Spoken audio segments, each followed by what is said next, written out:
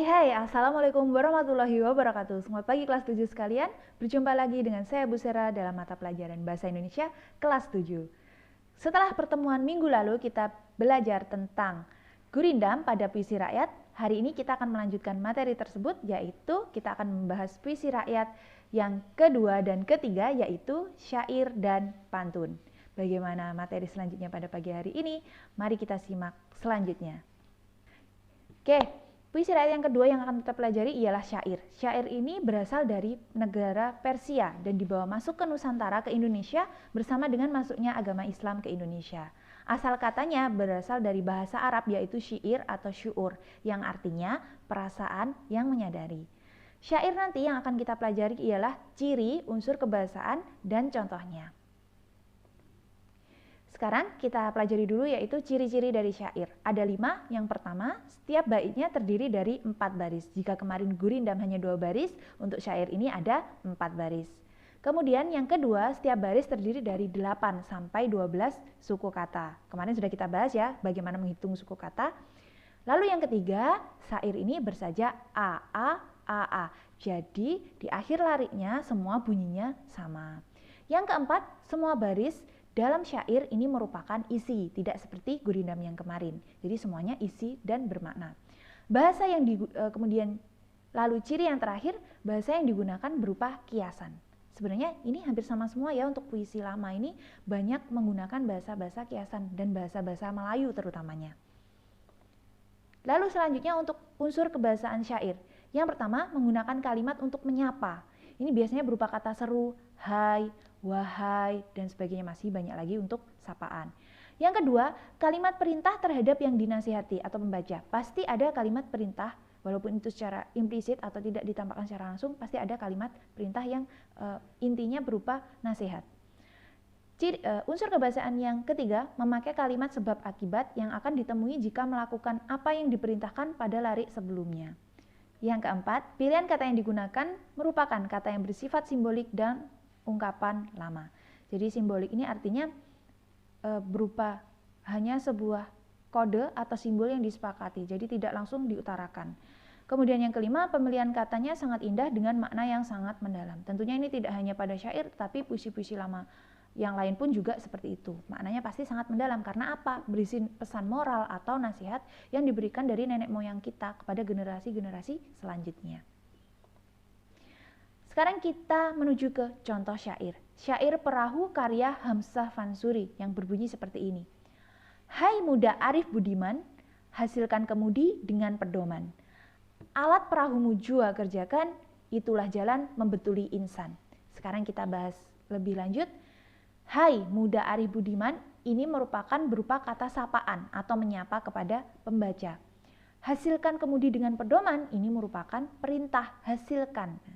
Alat perahunya jua kerjakan, ini juga merupakan perintah juga kepada pembaca, atau bisa juga disebut dengan nasihat. Itulah jalan membetuli insan. Nah, ini merupakan akibat jika si pembaca melakukan perintah-perintah atau nasihat yang telah dijelaskan di larik sebelumnya. Sekarang kita lihat dari cirinya. Di sini bersaja persamaan bunyinya ialah n ya. Jadi an. Lalu untuk strukturnya di sini yang pertama adalah menyapa dulu, kemudian ada perintah pada larik selanjutnya, ada perintah lagi, baru yang terakhir berupa akibat. Dari ciri kebahasaannya kita lihat di sini ada kalimat perintah. Bisa kalian lihat dari kata di larik kedua hasilkan, kemudian ada di larik ketiga kerjakan. Itu sama-sama berupa kalimat perintah yang menunjukkan nasihat untuk pembacanya. Selanjutnya di sini mengenai makna atau isinya, baris pertama. Hai muda arif budiman. Artinya apa? Ini menyapa kepada para generasi muda, kepada para pemuda. Kemudian baris kedua, hasilkan kemudi dengan pedoman. Artinya bertindaklah sesuai dengan aturan yang ada atau aturan yang berlaku di mana kamu berada. Baris ketiga, alat perahumu jua kerjakan. Apa maksudnya di sini? Apakah benar-benar sebuah perahu? Tidak ya. Di sini maksudnya adalah kita selaku generasi muda hendaknya membekali diri dengan berbagai ilmu dan keterampilan.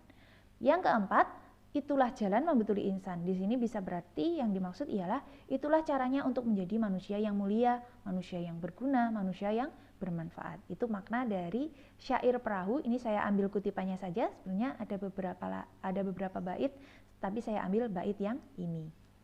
Oke, itu tadi tentang syair. Jika kalian perlu mendalami kembali, carilah contoh di internet ataupun di buku. Kalian cari lagi, kemudian telaah maknanya, ciri-ciri unsur kebahasaannya, agar kalian bisa lebih mempelajari tentang syair. Baik, selanjutnya kita akan mempelajari puisi lama yang ketiga, yaitu ialah pantun. Pantun di sini berasal dari daerah Minangkabau atau bisa juga dari searah rumpun Melayu, daerah rumpun Melayu ya. Asal katanya berasal dari kata tonton, merupakan bahasa Tagalog, bahasa masyarakat Filipina. Kemudian tuntun dalam bahasa Jawa, pantun dalam bahasa Toba. Ini dari daerah kita sendiri, dari Toba. Yang artinya apa? Ucapan yang teratur, arahan yang mendidik, bentuk kesantunan. Nah, itu arti dari pantun. Pantun nanti yang akan kita pelajari ialah ciri, unsur kebahasaan, jenis, dan contohnya. Ciri dari pantun ini berbeda dengan puisi. Ciri dari pantun ini berbeda dengan puisi lama yang lain. Yang pertama ialah tiap bait terdiri atas 4 baris atau larik. Tiap barisnya terdiri dari 8 sampai 12 suku kata. Rima akhir setiap barisnya AB, AB, tidak seperti syair yang AAAA ya. Lalu baris pertama dan kedua merupakan sampiran, baris ketiga dan 4 merupakan isi. Jadi makna yang ingin disampaikan oleh penulisnya sebenarnya ada di bait ketiga dan keempat. Selanjutnya kita pelajari tentang unsur kebahasaan dari pantun. Yang pertama, sering menggunakan kalimat perintah, seperti syair kemarin juga seperti itu. Yang kedua, larik sampiran merupakan kalimat yang bisa berdiri sendiri. Jadi tak jarang kita temui bahwa baris pertama dan baris kedua yang merupakan sampiran itu kadang tidak nyambung, dan itu tidak masalah, tidak apa, karena masing-masing dari barisnya itu berdiri sendiri. Yang ketiga, memiliki kalimat saran dengan pola hubungan syarat atau kalau. Jadi biasanya ditandai dengan kata hubung jika, jikalau, seperti itu. Dan ciri yang terakhir, 2 larik isi berupa 1 kalimat majemuk, tidak bisa berdiri sendiri. Jadi tidak seperti sampirannya, untuk isi dari pantun ini harus saling terkait agar maknanya bisa tersampaikan kepada pembaca tentunya. Itu untuk unsur kebahasaan. Selanjutnya jenis pantun itu ada beberapa ya yang sering kita temui. Yang pertama ada pantun teka-teki. Di sini ciri khasnya diakhiri dengan pertanyaan pada larik terakhir. Jadi masih menimbulkan teka-teki atau tanda tanya. Nanti tugas si pembaca itu juga bisa menebak apa sih yang dimaksud. Nah, lalu yang kedua merupakan pantun berkasih-kasihan. Ini biasanya populer di kalangan muda-mudi yang menunjukkan kasih sayang. Lalu yang ketiga ada pantun agama. Pantun agama ini isinya berupa hubungan antara manusia dengan Tuhannya. Yang keempat ada pantun jenaka. Kalau pantun jenaka ini yang isinya lucu, ya, walaupun lucu ya, itu bisa sebagai sarana hiburan ataupun justru sebuah sindiran atau kritikan terhadap sekelompok orang atau seseorang, bisa. Dan yang terakhir merupakan pantun nasihat. Pantun nasihat ini berisi tentang pesan moral, pesan yang ingin disampaikan kepada pembaca. Jadi seperti itu ya, ada 5 jenis pantun. Selanjutnya kita bahas mengenai contoh pantun. Di sini saya ambil satu contoh, ikan nila dimakan berang-berang. Cakep, kalian bolehlah menambahkan seperti itu. Kata hijau melompat ke kiri. Jika berada di rantau orang, baik-baik membawa diri. Oke, sekarang kita analisis ya. Untuk sajaknya kita lihat di sini ada di akhir kata persamaan bunyi eng, i atau gi, gi. Lalu yang kedua, baris 1 dan 2 ini merupakan sampiran dan 3 dan 4 merupakan isi. Baris 1 sampai 4 itu terdiri dari 8 sampai 12 suku kata, sesuai dengan ciri-ciri dari pantun. Lalu dari segi kebahasaannya, di situ ada kalimat perintah. Contohnya baik-baik membawa diri. Berarti kan perintah untuk kita agar selalu bisa membawa diri. Ada juga kalimat syarat. Contohnya di situ ada kata jika. Sampiran baris 1 dan 2 bisa berdiri sendiri dan tidak saling terkait. Coba kita lihat ya, ikan nila dimakan berang-berang. Pada baris pertama itu membahas tentang ikan nila yang dimakan oleh berang-berang. Tapi di larik kedua atau baris kedua itu sudah berganti objek, yaitu kata hijau. Jadi itulah kenapa sampiran itu sering tidak nyambung atau memang tidak ada kaitannya, memang seperti itu, dan itu tidak apa-apa, diperbolehkan dalam pantun. Lalu untuk isi dan untuk isi, yaitu larik atau baris 3 dan 4 itu harus saling terkait dan tidak bisa berdiri sendiri. jika berada di rantau orang, karena di sini kan juga merupakan syarat. Jika ada syarat pasti ada akibatnya ya. Jika berada di rantau orang, baik-baiklah membawa diri.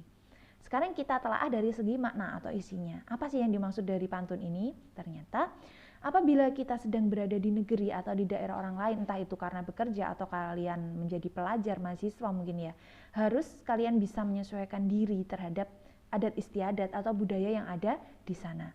Seperti kata pepatah, di mana bumi dipijak, disitulah langit dijunjung. Artinya kita harus bisa membawa diri kita, harus bisa menyesuaikan diri kita dimanapun kita berada dan seperti apapun kondisinya.